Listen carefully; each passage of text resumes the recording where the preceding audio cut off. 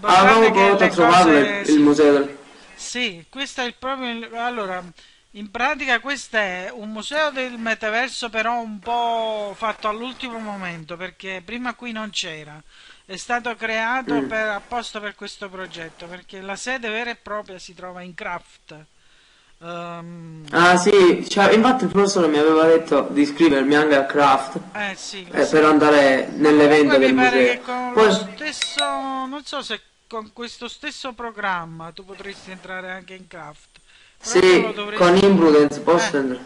Ah, tu c'hai Imprudence. Posso entrare, però sì, usiamo Imprudence perché il professore ce l'ha consigliato, ci ha detto che è meno pesante per il Sì, è computer, più per il leggero. sistema Poi operativo. chi tiene il Mac va E bene. quindi Ok, abbiamo questo e posso entrare in Graft, però dovevo fare l'iscrizione. Il professore ci ha detto di aspettare un po', perché prima di imparare prima a usare un po' Second Life e poi vedi ci questo saremmo iscritti lì. pannello? Questo pannello, proprio perché noi siamo entrati con la versione, l'ultima versione, noi volendo Sì? possiamo da questo pannello vedere, cliccare, che so, la parte che noi vogliamo vedere, per esempio un pezzo della serata, per dire, no? Che l'abbiamo già fatta, eh, ecco, si può vedere direttamente da qua.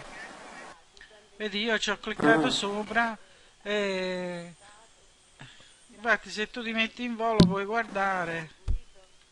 Ecco, adesso mi metto pure io in volo e lo guardi per dire. Questo è un video appunto è che... Questo tutto... l'abbiamo fatto nella settimana scorsa, era un evento che parlava... Questo video adesso verrà conservato nella Università di Stanford, nella Stanford Mm, University. E, in effetti era una giornata dove nel mondo si univano 450 città.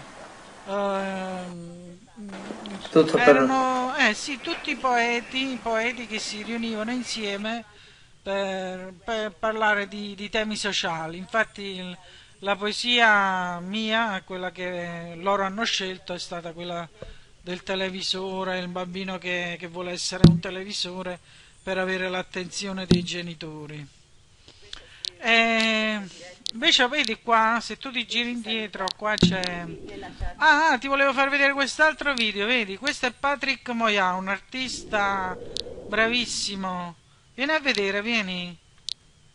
Fabio, Fabio, mi segui dove sono io? Fabio, stai riuscendo a seguirmi? O non mi senti più?